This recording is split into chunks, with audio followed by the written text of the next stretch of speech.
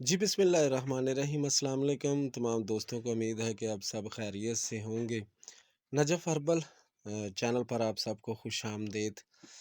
आज जिस चीज़ के ऊपर गुफ्तगू करेंगे, ये नुस्खा मैंने अपनी डायरी में लिखा हुआ है। ये जिन लोगों का जिगर बढ़ जाता है और जिगर के हवाले से खून की कमी होती है और इसी तरह बहुत सारे छोटे छोटे जो मसले मसाइल होते हैं, उन सब के लिए एक बेहतरीन चीज़ है।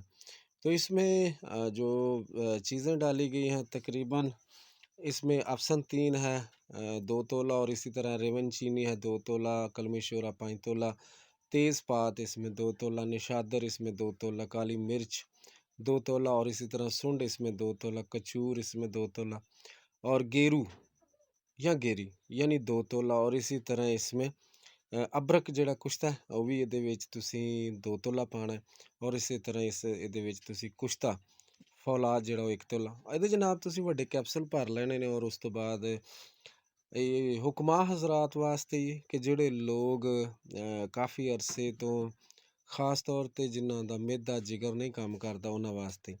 ਲੇਕਿਨ ਅਗਰ ਤੇ ਜੇ ਤੇ ਹੋਵੇ ਜਨਾਬੇ ਵਾਲਾ ਜਿਸਮ ਦੇ ਅੰਦਰ ਬਹੁਤ ਜ਼ਿਆਦਾ ਠੰਡਕ, ਤੇ ਫਿਰ ਤੁਸੀਂ ਜਨਾਬ ਇਹ ਕੰਮ ਕਰਨਾ ਹੈ ਕਿ ਇਹਦੇ ਨਾਲ ਤੁਸੀਂ ਦੋ ਚੀਜ਼ਾਂ ਦਾ ਇਸਤੇਮਾਲ ਕਰਨਾ। ਇੱਕ ਤੇ ਤੁਸੀਂ ਇਹਦੇ ਵਿੱਚ ਇਹ ਗੱਲ ਕਿ ਜਿਹੜੀ ਜਵਾਰਿਸ਼ ਕਾਮੂਨੀ ਹੈ, ਇਹ ਜਨਾਬ ਸੁਬਾਹ ਤੇ ਸ਼ਾਮ ਤੇ ਨਾਲ ਅਕਸੀਰ ਜਿਗਰ ਸ਼ਰਬਤ, ਔਰ ਉਸ ਤੋਂ ਬਾਅਦ ਜਨਾਬ ਇਹ ਸੁਬਾਹ ਸ਼ਾਮ ਦੋ ਦੋ ਕੈਪਸੂਲ ਤੁਸੀਂ ਪਾਣੀ ਦੇ ਨਾਲ ਦਿਓ।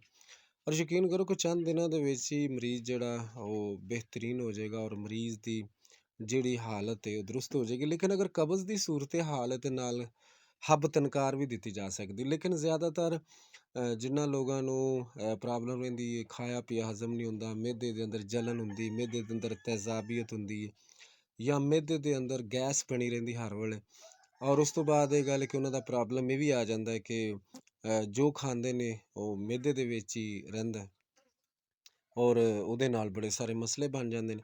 ਲੇਕਿਨ ਇਹ ਜਿਹੜੀ ਚੀਜ਼ ਹੈ ਇਹਨੂੰ ਤੁਸੀਂ ਜਦੋਂ ਬਣਾਓਗੇ, ਬਲਕਿ ਆਮ ਜਿਸਮਾਨੀ ਕਮਜ਼ੋਰੀ ਯਾਨੀ ਕਿ ਬਹੁਤ ਸਾਰੇ ਲੋਕ ਜਾਣਦੇ ਨੇ ਅਰਕ ਤਹਿਰੀਕ ਨਜਫ 1 ਜਿਹੜਾ ਅਰਕ ਤਹਿਰੀਕ ਨਜਫ 1 ਦੇ ਨਾਲ ਮੈਂ ਨੁਸਖਾ ਲਾਜ਼ਮਨ ਜਿਹੜੇ ਬੱਚੇ ਟੁਰਦੇ ਨੇ ਜਾਂ ਜਿਹੜੇ ਬੱਚੇ ਤੁਸੀਂ ਕਹਿ ਸਕਦੇ ਜੇ ਕਿ ਵੀ ਵਿਚਾਰੇ ਉਹ ਮੰਜੀਆਂ ਦੇ ਨਾਲ ਲੱਗੇ ਰਹਿੰਦੇ ਨੇ, ਇਹ ਲਾਜ਼ਮਨ ਉਹਨਾਂ ਦੇ ਨਾਲ ਮੈਂ ਇਹਦੀ ਯਾਨੀ ਕਿ ਇੱਕ ਇੱਕ ਚੁਟਕੀ ਸੁਬਹ ਦੁਪਹਿਰ ਸ਼ਾਮ ਇਸਤੇਮਾਲ ਕਰਾਈ ਦੀ।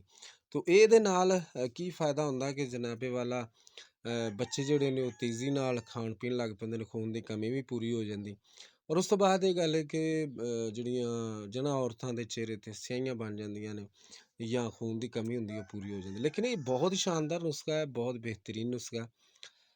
ਬਣਾਓ ਅਤੇ ਇਹਦਾ ਤਾਂ ਫਾਇਦਾ ਚੁੱਕੋ, ਲੇਕਿਨ ਇਹਦੇ ਨਾਲ ਤੁਸੀਂ ਆਪਣੀ ਮਰਜ਼ੀ ਦੇ ਨਾਲ ਮੁਖਤਲਿਫ ਚੀਜ਼ਾਂ ਬਦਲ ਵੀ ਸਕਦੇ ਜੇ। ਯਾਨੀ ਇਹਦੇ ਨਾਲ ਤੁਸੀਂ ਅਕਸੀਰੇ ਜਿਗਰ ਸ਼ਰਬਤ ਲਾ ਸਕਦੇ ਜੇ, ਇਹਦੇ ਨਾਲ ਤੁਸੀਂ ਕਮੂਨੀ ਲਾ ਸਕਦੇ ਜੇ, ਇਹਦੇ ਨਾਲ ਤੁਸੀਂ ਤੁਹਾਡੇ ਕੋਲ ਕੋਈ ਬਣੀ ਹੋਈ ਚੀਜ਼ ਮਿਹਦੇ ਦੀ ਹੋਰ ਹੈ ਅਤੇ ਉਹ ਵੀ ਨਾਲ ਲਾ ਸਕਦੇ ਜੇ, ਕੋਈ ਅਰਕ ਲਾ ਸਕਦੇ ਜੇ, ਅਰਕ ਮਕੋਹ ਅਗਰ ਮਿਹਦੇ ਦੇ ਅੰਦਰ ਵਰਮ ਹੈ ਅਰਕ ਮਕੋਹ ਨਾਲ ਦੇ ਸਕਦੇ ਜੇ, ਔਰ ਇਸੇ ਤਰ੍ਹਾਂ ਚਾਰੇ ਅਰਕ ਦੇ ਸਕਦੇ ਜੇ। ਤੁਹਾਡੇ 'ਤੇ ਮੁੱਕਦੀ ਕਿ ਤੁਸੀਂ ਕਿਤਨਾ ਕੁ ਜ਼ਿਆਦਾ ਇਹਨੂੰ ਸਮਝਦੇ ਜੇ ਔਰ ਕਿੰਨਾ ਜ਼ਿਆਦਾ ਤੁਸੀਂ ਇਹਦੇ ਤੋਂ ਕੰਮ ਲੈ ਸਕਦੇ ਜੇ।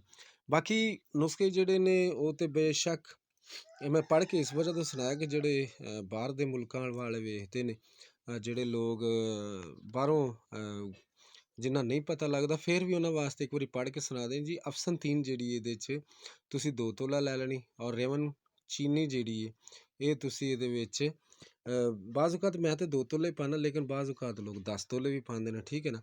ਤੁਸੀਂ 10 ਤੋਲੇ ਵੀ ਪਾ ਸਕਦੇ ਜੇ, ਔਰ ਕਲਮੀ ਸ਼ੋਰਾ ਇਹਦੇ 'ਚ ਜਨਾਬ ਤੁਸੀਂ 5 ਤੋਲੇ, ਪਹਿਲੇ ਮੈਂ 2 ਤੋਲੇ ਲਿਖਿਆ, ਇਸ ਵਜ੍ਹਾ ਤੋਂ ਜਿਹੜਾ ਮੇਰੇ ਕੋਲ ਬਣਦਾ ਮੈਂ 2 ਤੋਲੇ ਹੀ ਪਾਉਣਾ। ਲੇਕਿਨ ਇਹ ਗੱਲ ਹੈ ਕਿ ਜਿਹੜਾ ਨੁਸਖਾ ਸਹੀ ਸੀ ਇਹ ਕੋਈ ਸ਼ਾਹ ਸਾਹਿਬ ਸਨ ਕਰਾਚੀ ਦੇ, ਉਹਨਾਂ ਦਾ ਨੁਸਖਾ।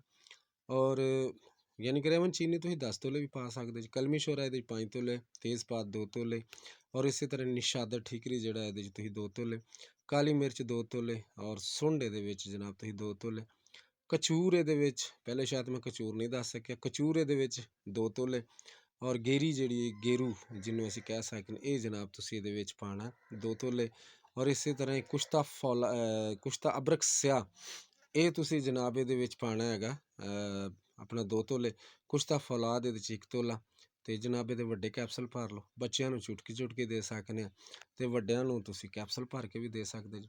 ਬਾਕੀ ਇਹਦੇ ਨਾਲ ਤੁਸੀਂ ਕੁਛ ਨਾ ਕੁਛ ਲਾਣਾ ਜ਼ਰੂਰ, ਜਿਸ ਤਰ੍ਹਾਂ ਕਿ ਜਿਹਨੂੰ ਭੁੱਖ ਨਹੀਂ ਲੱਗਦੀ, ਡਕਾਰ ਆਉਂਦੇ ਨੇ, ਅਤੇ ਫਿਰ ਇਹ ਸੁਬਾਹ ਸ਼ਾਮ ਖਾਲੀ ਪੇਟ ਦਿਓ, ਅਤੇ ਨਾਲ ਤੁਸੀਂ ਚਵਰਕਾ ਅੱਧਾ ਕੱਪ ਤੇ ਨਾਲ ਜਨਾਬ ਜਵਾਰਿਸ਼ ਕਮੂਨੀ ਦੇ ਦਿਓ।